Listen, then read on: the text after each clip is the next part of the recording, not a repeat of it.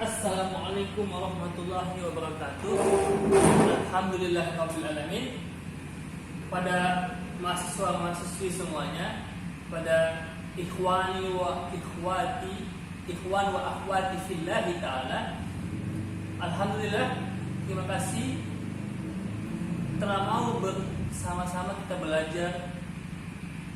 Walaupun kita belum bertatap muka, tapi insya Allah hati kita bersama-sama berada di satu naungan, di satu tempat, yaitu satu jalan fi sabilillahi ta'ala, jalan menuntut ilmu, jalan yang penuh dengan keridhaan Allah, dan jalan yang harus ditempuhi dari mulai kita lahir. Minal mahdi, kata Allah, dari mulai kita buaya, dari mulai kita terlahir sampai ila lahdi. Lahdi, tahu lahdi? Lahdi itu artinya lahat. Lahat itu artinya apa? Lahat bukan angkat ya. Lahat itu artinya liang lahat. Gak berhenti, gak jemu-jemu, gak habis-habis, gak berakhir. Kita terus menuntut ilmu di jalan Allah Subhanahu Wa Taala. Dari mulai kita buka mata, dari mulai kita bangun sampai kita tertidur kembali, kita terus belajar minimal. Walaupun tidak ilmu, belajar untuk mengkaji diri kita, melihat kekurangan kita, mengevaluasi amal kita, memahami filosofi muhasabah itu. Kata sahabat Nabi Umar bin Khattab, hisab dirimu, tapi jangan hisab rokok. Hisab dirimu sebelum kamu dihisab nantinya, atau supaya ringan hisabmu, kamu harus mengevaluasi setiap harinya, setiap bulannya, setiap tahunnya. Sudah sejauh apa yang aku pelajari? Sudah sejauh mana ilmu yang aku ketahui, amal yang aku kerjakan, ilmu manfaat yang bisa aku gunakan untuk nantinya mudah-mudahan dapat pekerjaan yang layak dan juga mendapatkan keberkahan di dunia maupun nanti di akhirat.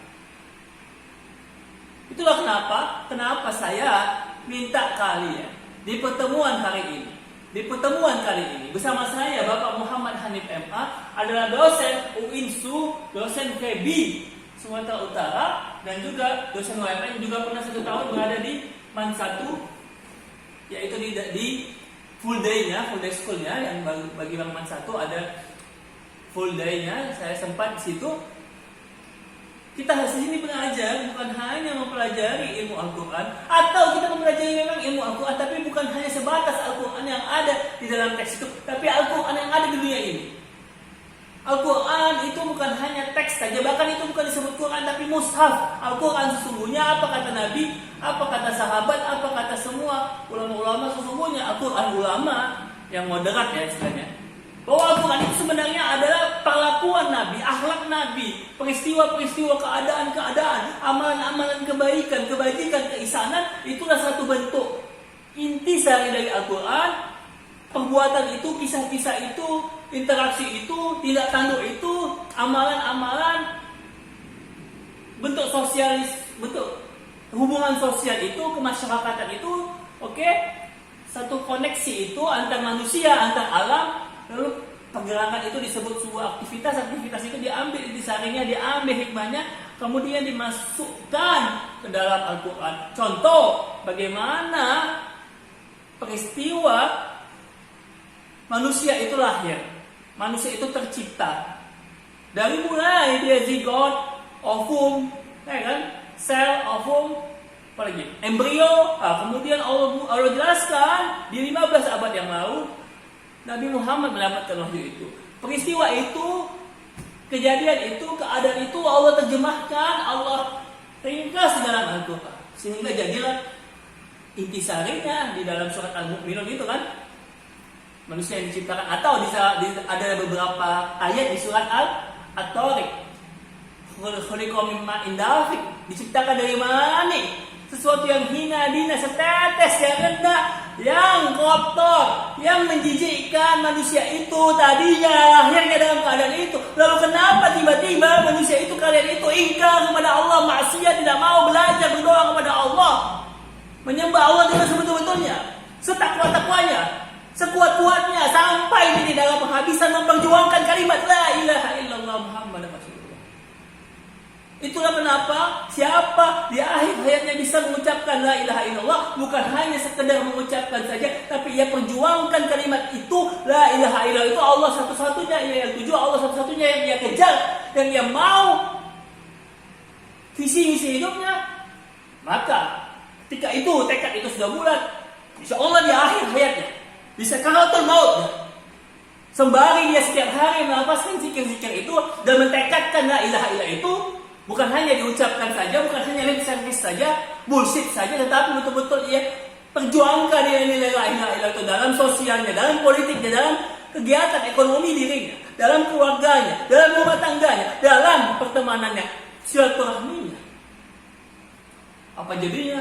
Insya Allah di akhir hayatnya, di sakaratul maut kalian, di hidup kalian penutupan itu, ketika datang Israel menjelang, pasti akan bisa lah kalian mengucapkan la ilaha illallah Muhammad Rasulullah. Paling tidak bisa mengeluarkan kalimat Allah.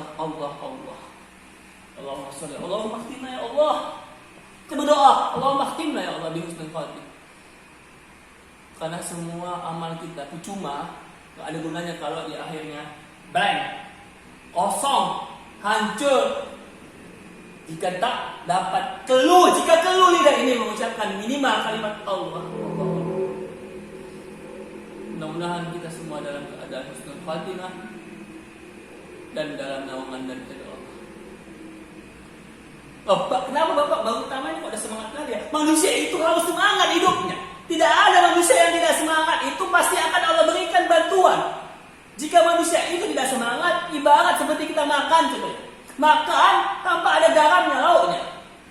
Lauknya tidak ada garamnya, atau kita minum teh manis tanpa ada gulanya, kopi tanpa ada gulanya, tidak ada manisnya, pahit saja hidup ini. Padahal ada kalanya hidup ini pahit, pahitnya itu mengantarkan kepada kesenangan. Nggak bisa langsung kita mendapatkan kesenangan, tapi bersama kesulitan, bukan setelah kesulitan ya. Saat ada kesulitan itu pasti juga ada sedikit kemudahan, kebaikan di sisi Allah. Corona ini, virus ini, Covid ini tidak semuanya buruk. Bahkan dalam satu hadis itu dikatakan, wa ma kataballahu illa hasanatin. Apa-apa yang dituliskan Allah, ditetapkan Allah, ditakdirkan Allah di alam sana adalah satu kebaikan. Pak, kan tapi kawannya banyak meninggal, orang sulit bekerja. Ya, awalnya memang kesulitan, tapi jika kita sabar. Where there is a way, there is a will. Man sabara zafir. Berakit-akit ke hulu, berenang-renang ke tepian. Mantan sudah penghulu, kita masih di Oke. Ya kalau kita sudah bisa menyabarkannya, mengikhlaskannya, sembari memuhasabakan lagi diri kita, mengevaluasi kegiatan kita, dari tadinya kesulitan akan jadi kebaikan. Betul kan kata Allah? Kalau kita bisa melewatinya, kita bisa mengumpulkan bekal, kemampuan persiapan untuk menghadapi kesulitan. Contohnya corona ini, bekal ilmu, bekal kesabaran, bekal amal ibadah, bekal kebaikan-kebaikan. Nanti setelah ini jadi kebaikan, itu tadi hasanatin. Kan kita sering juga baca doa, itu kan? Hasanata wa qina adzaban. Itulah yang menjadi bekal kita kalau kita bersabar. Maka intinya hidup ini sabar syukur. Hidup ini kalau nggak bersabar ya bersyukur ketika ada kesulitan, bersyukur ketika ada kenikmatan. Ini nikmat, ini kalian bisa belajar menuntut ilmu, ini nikmat. Mendapatkan status mahasiswa, ini maha mahasiswa. Maha itu artinya ia beruntung untuk memanfaatkan ilmunya. Jangan salah, mentang-mentang kalian mahasiswa nggak ada tugas. Justru mahasiswa itu banyak sekali tugasnya. Kalaupun tugasnya sudah selesai atau lagi liburan, tugasnya adalah dia mengupgrade dirinya, mengembangkan, mengimprovisasi kemampuannya dengan membaca, dengan berdiskusi. Maka mahasiswa ini, kampus ini sebenarnya dosen itu nggak perlu banyak ngomong, nggak perlu banyak menjelaskan. Mahasiswa yang aktif, ia baca di rumahnya, baca di kampusnya buku. Ketika ada yang ia tidak ketahui atau dia membingungkan atau ia butuh konfirmasi, baru dia tanya ke dosen itu, baru dosen itu menjelaskan. Maka nanti di makalah kita atau di mata kuliah kita ini, Bapak menginginkan nilainya itu ada di presentasi. Nanti kalian buat video presentasi. Maka nanti kalian tolong buat YouTube ya. Kalian buat tolong channel YouTube kalian. Bapak minta, Bapak kasih waktu seminggu. Siapa satu atau dua orang, jangan mengandalkan, jangan mengharap siapa kau yang buat aja, kalaupun ada banyak, ya udah nggak apa-apa. Nanti Bapak simpan itu akunnya, bisa Bapak gunakan untuk kelas-kelas yang akan datang. Dan juga nanti kalian mungkin bisa jadi YouTuber, kita kan nggak tahu. Paling tidak, kalaupun tidak ditengok orang atau tidak banyak menengok, Allah yang menyaksikan kalian mengerjakan sesuatu yang bermanfaat, yang nanti menjadi hikmahnya banyak untuk kalian. Mungkin ada salah satu tugas adalah nanti Bapak minta kalian membuat satu bentuk transaksi ekonomi yang nanti di dalam transaksi itu adalah menjelaskan tentang satu ayat. Misalnya Bapak minta 3 kelompok atau 4 kelompok, satu kelompok membahas tentang riba. Nanti ketika satu kelompok ini berdiskusi seperti drama gitu kan, satu kelompok, satu orang minjam uang ke si B, si A ini minjam uang ke si B, tapi si A ini minta bunga gitu, bunga itu kan riba. Oke? Udah. Oh, begini dah. Dan saat itu baru nanti ada satu orang lagi yang mengatakan bahwasanya itu riba, seperti yang dikatakan Allah dalam Quran begini, artinya begini, pemahamannya begini. Dah, shallallahul azim. Dapat satu video. Nanti 3 video lagi tentang misalnya ketika kita jual beli, rupanya pas kita, kalau Indomaret kan nggak bisa kan? Ketika ke Indomaret, udah nih barang yang sudah dibeli nggak bisa dikembalikan lagi. Ketika sudah keluar dari pintu Indomaret, ada tulisannya gitu kan. Tapi dalam khiyar majelis, dalam Islam boleh kalau masih dalam jarak yang dekat, waktu yang dekat, ya kan? Nggak berapa meter, mungkin 5-6 meter masih kita dari pintu Indomaret misalnya, masih bisa kita komplain barang itu kalau ada kecacatan atau ke-expiredan atau kerusakan di dalamnya. Nah, itu ada juga nanti bisa namanya khiyar majelis kan, itu bisa kalian nanti terapkan dalam drama dalam implementasi ayat Al-Quran.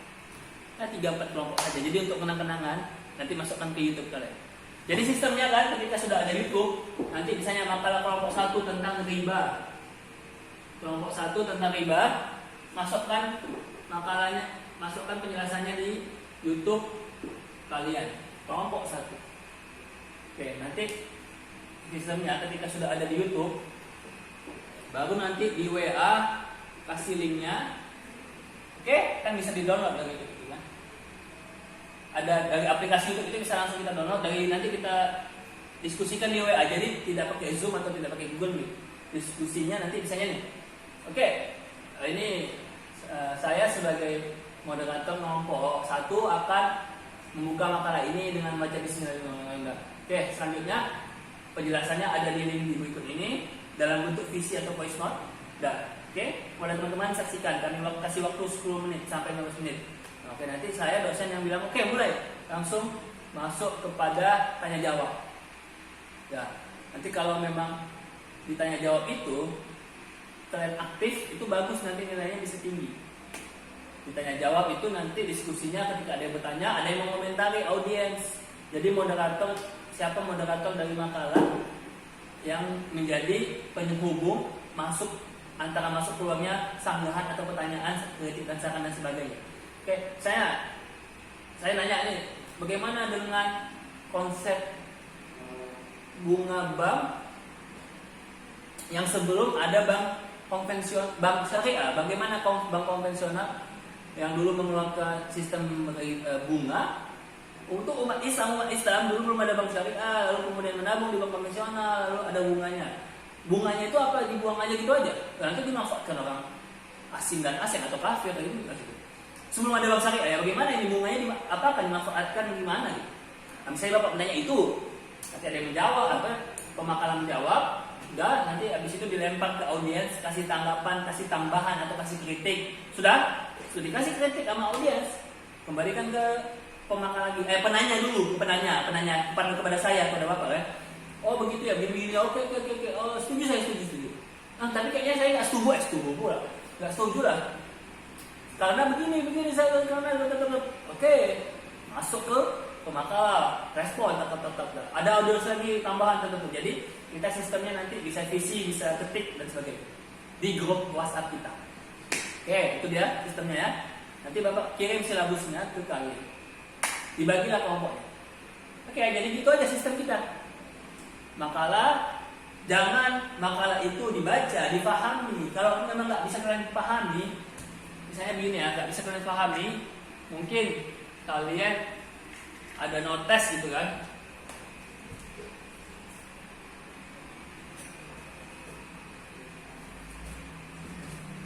Nah, dari makalah itu kalian singkat, misalnya kalian tulis, oke, singkatan inti-intinya yang untuk kalian presentasikan dalam bentuk catatan, ringkasan catatan. Nah, baru kalian videokan.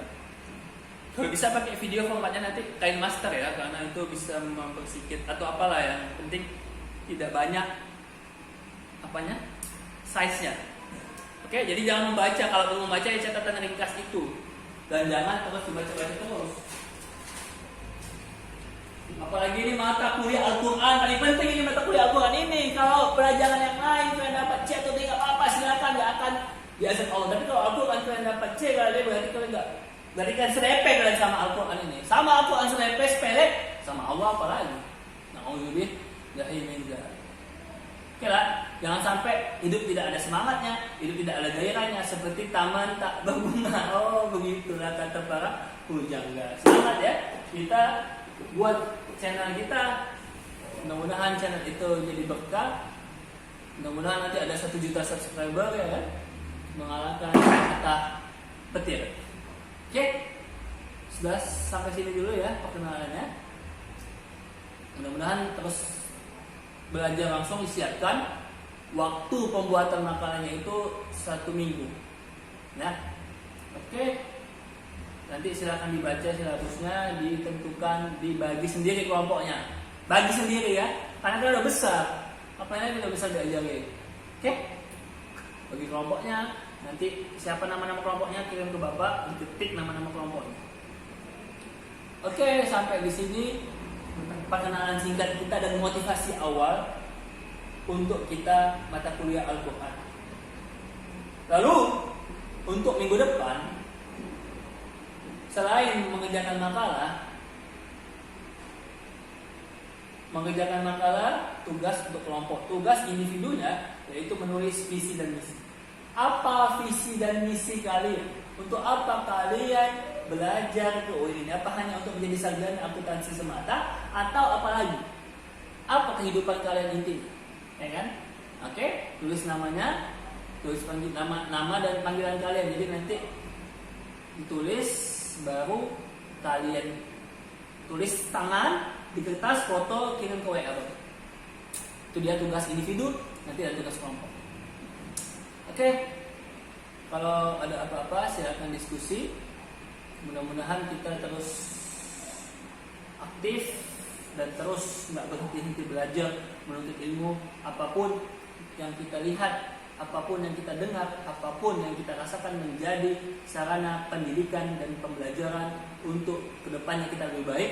Apa kata Nabi, seandainya hari ini lebih buruk dari hari kemarin, pada hari kemarin kita banyak ibadah, hari kemarin kita baca Quran, hari kemarin kita sedekah, hari kemarin kita beriman kepada Allah, mengkaji kajian ilmu Islam, lalu kemudian hari ini kita lalai, lupa, kurang frekuensinya saja atau intensitasnya kurang, apa kata Nabi, berarti kan lebih buruk. Berarti kan lebih kurang dari yang kemarin. Maka kata Nabi, itulah mal'un. Ya kan? Astagfirullah, tuma astagfirullah. Mudah-mudahan terus kita bangkitkan gairah keislaman dan menjadi kebangkitan umat Islam, mukmin yang apa yang diinginkan Allah dan Nabi, mukmin yang kuat, insyaallah. Amin amin ya rabbal alamin. Allahumma, kita baca doa kafaratul majlis, subhanakallahumma wa bihamdika asyhadu an la ilaha illa anta astaghfiruka wa atubu ilaik. Sampai jumpa di hari yang akan datang, tetap di channel kita Al-Quran. Terima kasih, ingat baik-baik, jangan sampai setiap hari tidak belajar. Oke? Belajar dan belajar ilmu dan ilmu. Terima kasih atas perhatiannya. Mohon maaf kalau memang ada kata-kata saya, ada kalimat-kalimat yang menyakitkan dan menyayat hati kalian. Bukan maksud saya seperti itu. Saya hanya ingin saling mengingatkan sesama umat Islam, wa tawassaw bil haqq wa tawassaw bis sabr, supaya kita tetap menjadi umat yang ditakuti, umat yang disegani. Semua makhluk hidup di dunia, sehingga kita menjadi umat yang mulia kembali. Seperti umat di masa dahulu, umat Islam adalah umat kita, umat Islam ini adalah umat yang termulia dan terhebat, paling maju, paling kuat, paling cerdas, dan paling soleh di antara semua umat. Insyaallah. Amin amin ya rabbal alamin. Wabillahi taufiq wal hidayah. Assalamualaikum warahmatullahi wabarakatuh.